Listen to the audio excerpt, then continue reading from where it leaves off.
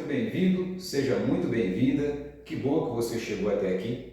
Vamos falar um pouco sobre essa jornada de conquista de objetivos, que é sair do ponto A para chegar no ponto B. Giovanni Acorrone por aqui, coach.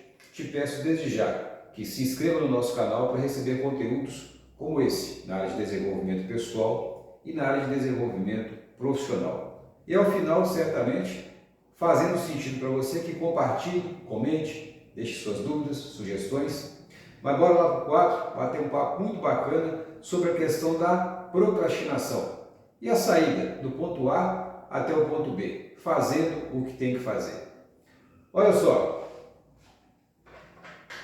sempre que se definir uma meta, um objetivo, seja ele pessoal, seja ele profissional, tradicionalmente a gente escuta falar sobre a questão de sair do ponto A e chegar no objetivo, que é o ponto B.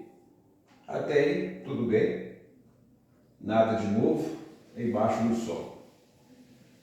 Mas a questão é que, por muitas das vezes, por mais que a pessoa queira, deseje alcançar determinado objetivo, ela se empenha, se esforça, se dedica, o nome que se queira dar, até determinado momento.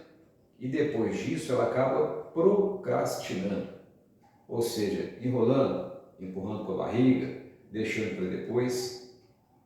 A procrastinação não é nenhum mal do século e, a depender da situação, há a procrastinação e ela é até saudável.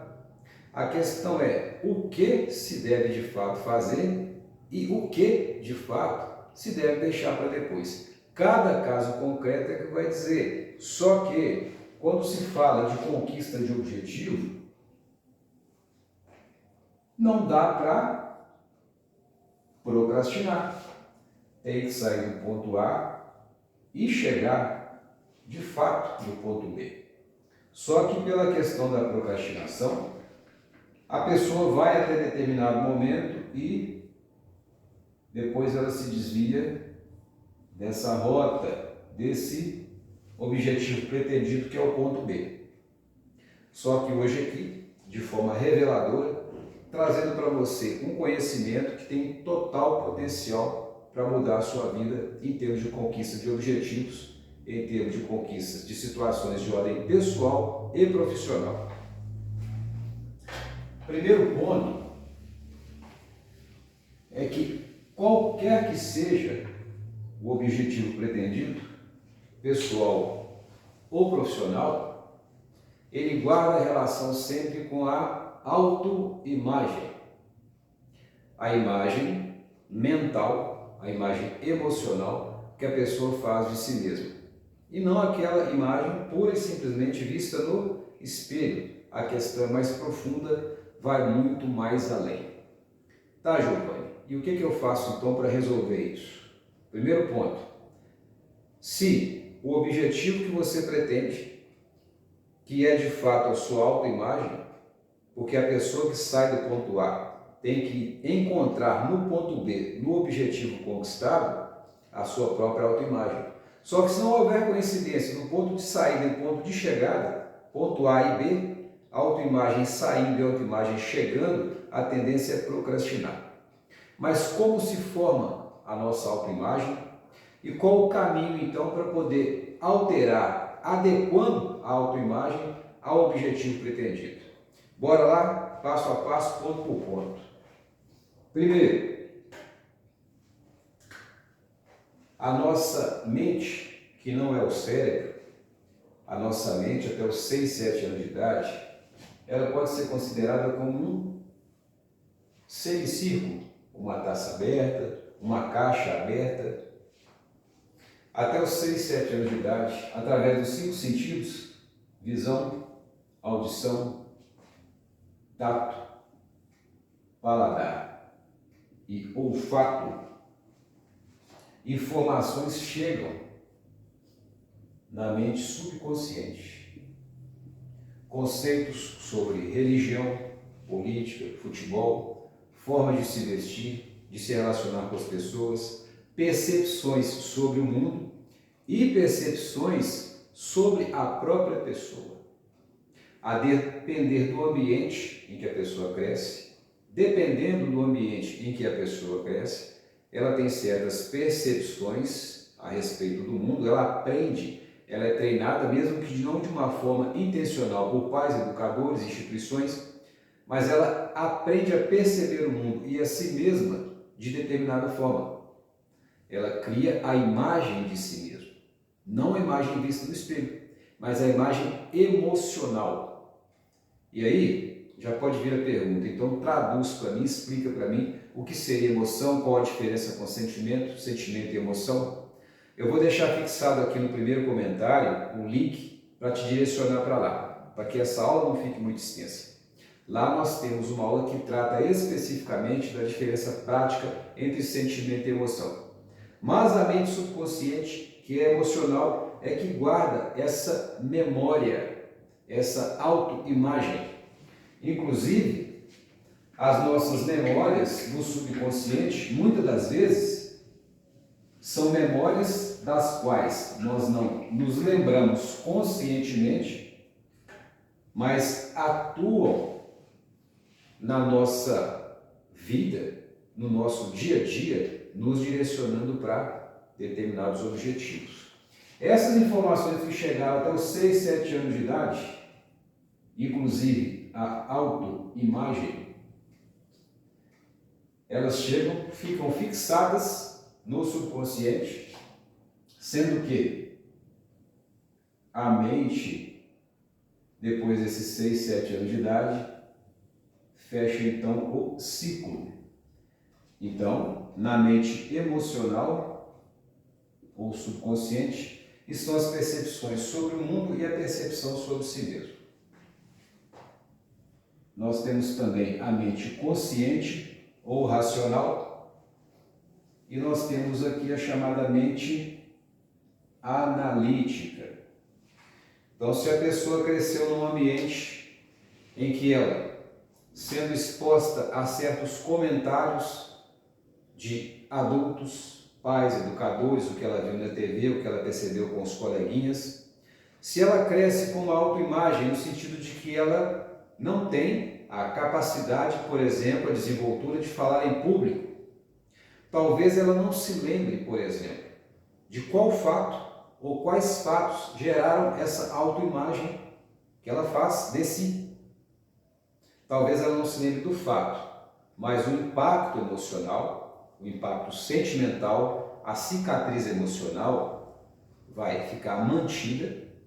E toda vez que ela se guiar, por exemplo, saindo do ponto A com aquela autoimagem de que não fala bem em público, por um motivo ou outro, e for até o ponto B, onde existam situações em que ela tem que se expor, que ela tem que falar em público, uma reunião de trabalho, um trabalho de escola, da faculdade, uma prova de segunda etapa em um concurso que seja prova oral. Ela vai até certo ponto, mas ali no ponto B, nesse conjunto de situações para o objetivo que ela pretende, está a autoimagem.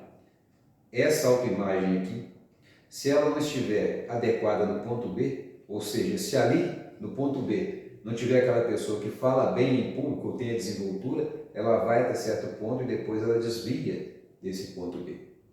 É o famoso, não é para mim, eu sou tímido, eu tentei, mas pensando bem, concurso não é lá essas coisas, eu fui até certo ponto, mas pensando bem, está por fora esse negócio de apresentar trabalho na faculdade, etc, etc, etc. As justificativas, por mais racionais e conscientes que sejam, talvez a pessoa não se dê de conta, mas é para proteger a sua autoimagem. Resguardar a sua autoimagem. É o que normalmente se escuta falar, sair da zona de conforto. Enquanto estiver confortável, a pessoa vai. Apareceu algo para ser feito que não guarda relação com a autoimagem, ela desvia. É a percepção que a pessoa tem sobre si. Talvez ela não se lembre do porquê se percebe desse jeito, mas no aspecto emocional isso continua. Tem jeito de resolver isso? Sim. Detalhe, mente emocional, autoimagem, percepções formadas. Mente analítica, a mente analítica, ela analisa informações novas que vão chegando, percepções novas que vão chegando, e se essas percepções forem percepções diferentes daquelas percepções que a pessoa já tem formada no seu subconsciente, vai haver a rejeição da informação, bate e volta. Para você que é novo, que é nova, nesse assunto de desenvolvimento pessoal, por exemplo, sobre esse aspecto aqui, talvez essa informação não faça sentido para você. Algo do tipo, isso é balela, isso não funciona, nunca vi isso, isso não tem nada a ver.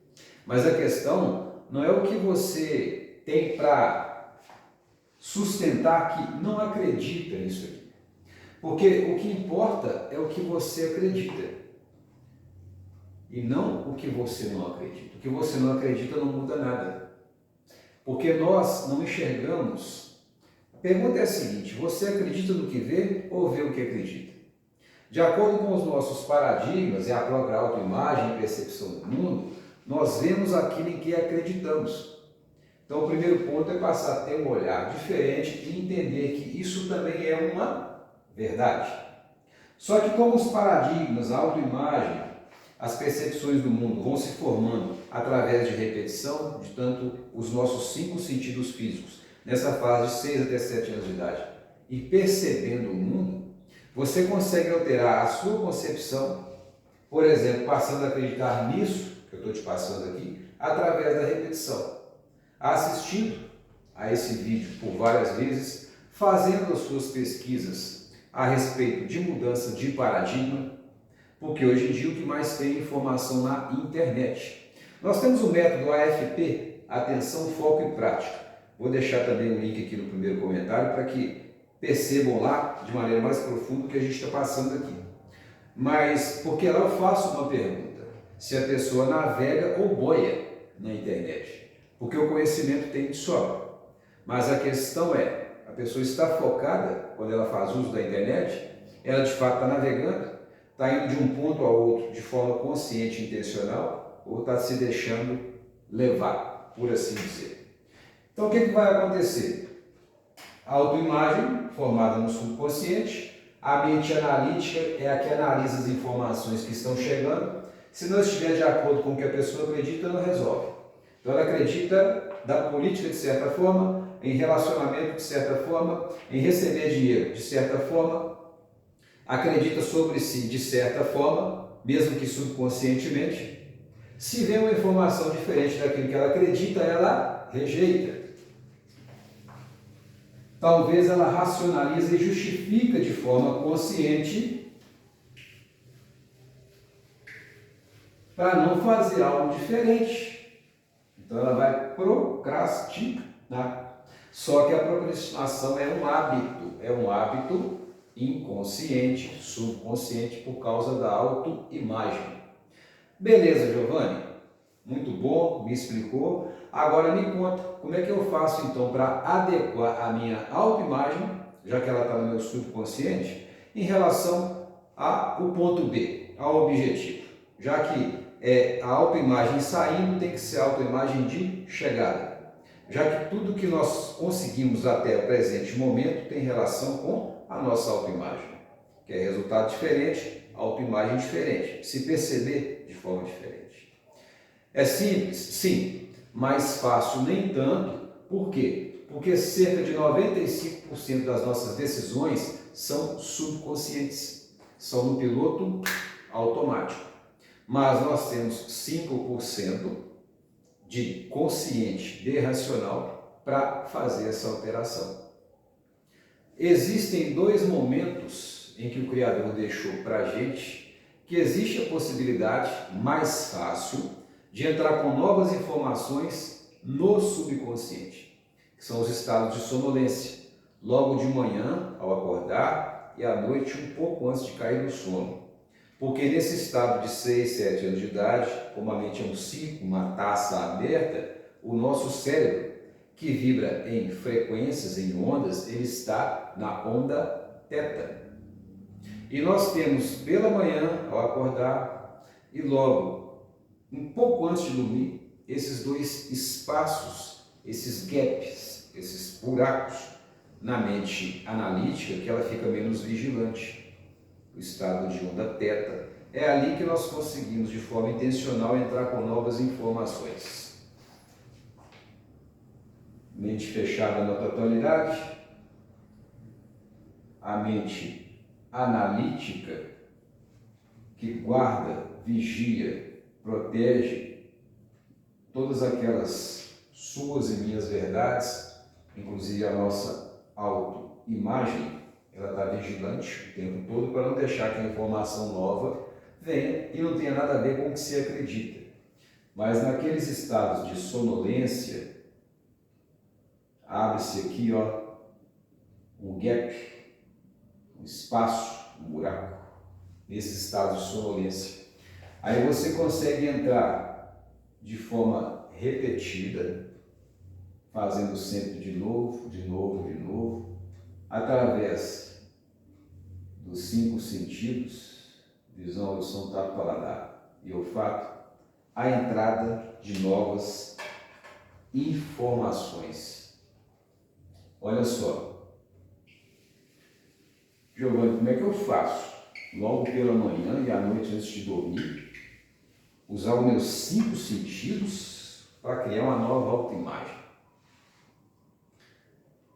O nosso cérebro, ele não sabe quanto ao que é presente, passado, futuro, ele só sabe que está no agora. Tanto é que se você lembra de algo que vai acontecer, você pode ficar ansioso, nervoso, com medo, não aquele medo natural, instintivo. Assim como também, se lembrar algum fato da sua infância ou adolescência, você pode se emocionar. Lembrar de um ente querido já falecido há 5, 10 anos e se emocionar. Ter essa imagem que vai produzir uma emoção e um sentimento. Então o que se faz? Usa-se a faculdade mental da imaginação. Nesses 2 períodos em que a mente que guarda as nossas verdades, a analítica, está menos vigilante e entra com uma nova informação quanto à sua autoimagem em relação ao objetivo pretendido. E os 5 sentidos? Olha só, nesses 2 momentos a pessoa vai se assentar e de forma relaxada, usando a imaginação, ela vai se ver no ponto B, explorando com o máximo de detalhes possíveis, usando os 5 sentidos no plano da imaginação. Então vamos pegar a questão do concurso público. A pessoa se imagina fazendo o quê? Sendo aprovada, a pessoa se imagina vendo o resultado no computador, os colegas lhe cumprimentando, aquele possível adversário até comentando com outra pessoa, por inveja que seja, você viu? Ele foi aprovado no concurso. Coloque-se na cena, num cenário mental e se envolva com o máximo possível dos seus sentidos físicos. Estava tocando uma música, qual era? Vá fazendo, vá criando imagens, vá dando forma a esse objetivo. O que no aspecto da religião seria o exercício da fé, a certeza das coisas que não se vê. Então tenha essa certeza no seu plano mental, no plano da imaginação. Então, Giovanni, eu faço isso e já apareço lá aprovado no concurso. Óbvio que não.